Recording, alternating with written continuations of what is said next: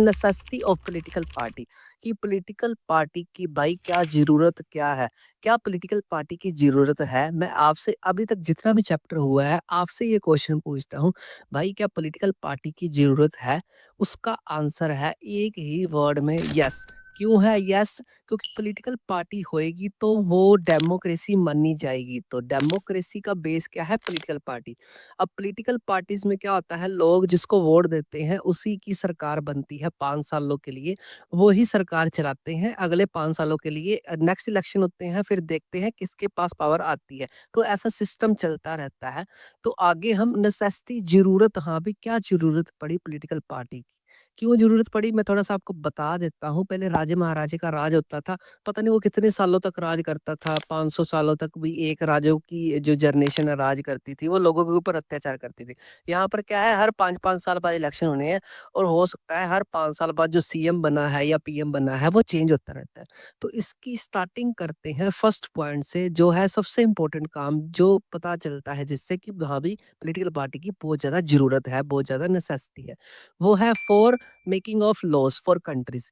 Country के लिए law बनाने के लिए पॉलिटिकल पार्टी एक अहम योगदान निभाती है। कैसे? मैं आपको स्ट्रक्चर से समझाता हूँ, इसको बड़ी ध्यान से समझना, लाइफ टाइम काम आएगी। जो लॉ मेकिंग है ना, रूल्स एंड रेगुलेशन बनते हैं किसी भी देश को चलाने के लिए, रूल्स एंड रेगुलेशन होते हैं।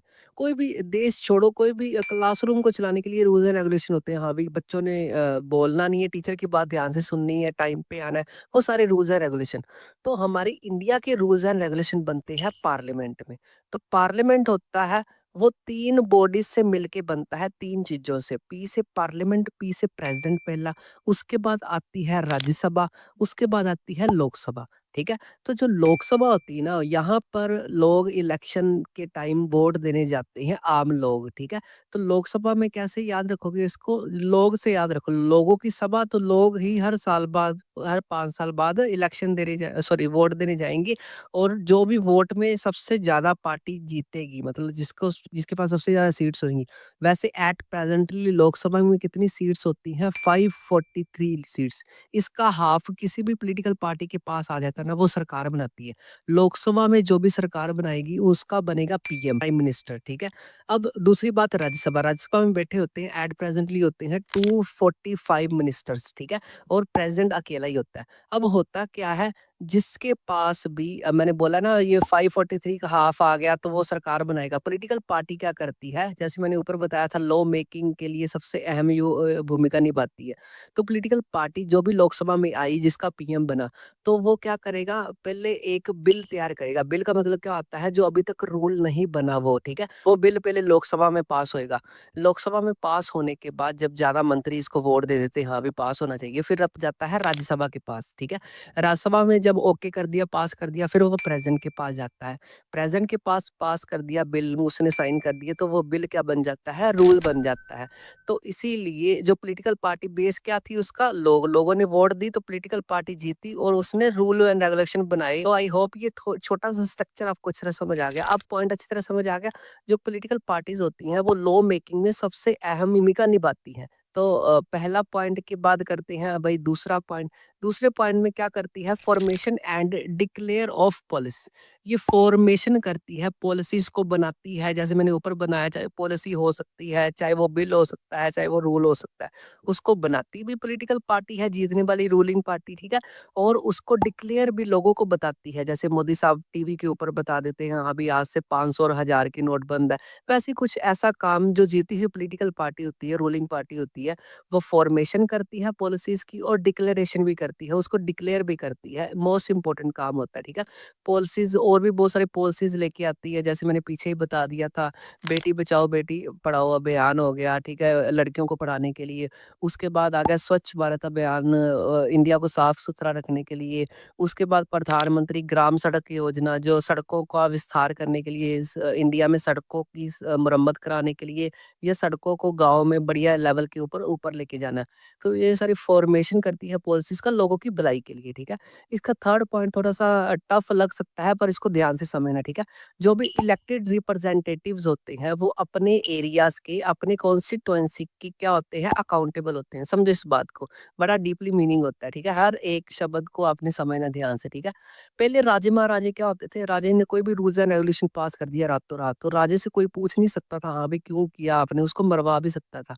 आजकल का क्या होता है, हर एक एरिया ना कॉन्स्टिट्यूएंसीज में बटा होता है। कॉन्स्टिट्यूएंसी का मतलब होता है एरिया। मान लो मैं एक ए वाले प्लेस में इंडिया में खड़ा हूँ, तो मैं ए वाली प्लेस से इलेक्शन लड़ूंगा, अगर जीत जाता हूँ तो मैं उसका रिप्रेजेंटेटिव बन जाऊंगा, मतलब उस एरिया को रिप्रेजेंट करूंगा, ठीक है? इंडिया की डेमोक्रेसी मैंने क्या बोली थी, रिप्रेजेंटेटिव डेमोक्रेसी है। मतलब हमारे चुने हुए नेता या एमपी होते हैं या एमएलए होते हैं, वो लोगों को रिप्रेजेंट करते हैं, उनकी बातों को पार्लियामेंट में लेके जाते हैं।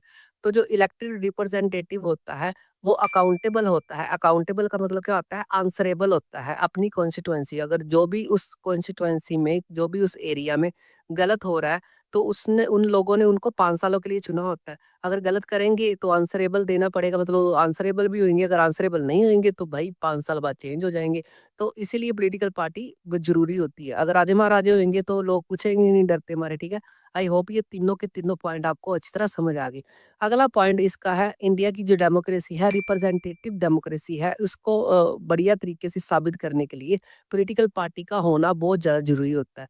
क्यों? क्योंकि इंडिया में जिस पॉलिटिकल पार्टी को सबसे ज़्यादा वोट पड़ती हैं, जिस एरिया से, वो उस एरिया का रिप्रेजेंट करती है, उस एरिया की बात को पार्लियामेंट में लेके जाती है, उस एरिया में जितनी भी प्रॉब्लम है उसको सॉल्व करने की कोशिश करती है। और लास्ट में पॉलिटिकल पार्टी की ज़रूरत क्यों है? क्योंकि ये गैदर करती है पब्लिक की ओपिनियन को। और जैसे मैंने पीछे फंक्शंस करवाए थे ना, और ये अभी नेसेसिटी करवा रहा हूँ, इसको मिक्स करके भी लिख सकते हो। जो फंक्शन है वही उसकी ज़रूरत बन सकती है। इसमें कोई भी बुरी बात नहीं है, ठीक है? इसमें आपका नंबर नहीं कोई भी कट होएगा, ठीक है?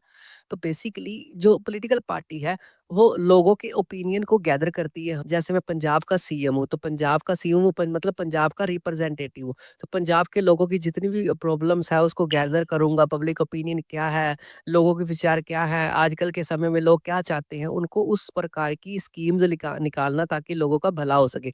तो मैं सारे काम करूँगा क्योंकि मैं रिप्रेजेंटेटिव हूँ। मेरे को 5 सालों के लिए लोगों ने सीएम या पीएम बनाया है, मेरे ऊपर ज़िम्मेदारी है। तो मैं अकाउंटेबल भी हूँ, तो मैं रिप्रेजेंटेटिव डेमोक्रेसी को भी शो कर रहा हूँ, तो मैं पब्लिक के ओपिनियन को भी गैदर कर रहा हूँ, मैं लॉ मेकिंग में भी क्या कर रहा हूँ, हिस्सा ले रहा हूँ, और मैं फॉर्मेशन और डिक्लेरेशन भी पॉलिसीज़ की कर रहा हूँ। तो ये सारे काम करते हैं, इसीलिए पॉलिटिकल पार्टी की आज के समय में बहुत ज़्यादा ज़रूरत है। बिना पॉलिटिकल पार्टी के डेमोक्रेसी को प्रूफ करना, हाँ भी उस देश में या उस जगह में डेमोक्रेसी है, वो पॉसिबल नहीं है। पॉलिटिकल पार्टी होएगी तो डेमोक्रेसी होएगी, अगर डेमोक्रेसी है तो पॉलिटिकल पार्टी होएगी होएगी। आई होप ये नेसेसिटी का कांसेप्ट आपको अच्छे से समझ आ गया। इससे जितने भी क्वेश्चन बनते हैं मैं सारे के सारे आपको नोट्स में दे दूँगा। यहाँ से वैसे बेसिकली क्या बनेगा, 5 नंबर का क्वेश्चन। हाँ भी पॉलिटिकल पार्टी की क्या-क्या ज़रूरत है, तो सारा लिखना है। अगर बीच-बीच में से आएगा कि पब्लिक ओपिनियन को कैसे गैदर करना है, तो वो सारा का सारा मैंने कंटेंट नोट्स में बढ़िया तरीके से दिया हुआ है। आई होप ये स्लाइड आपको अच्छी तरह समझ आ गई।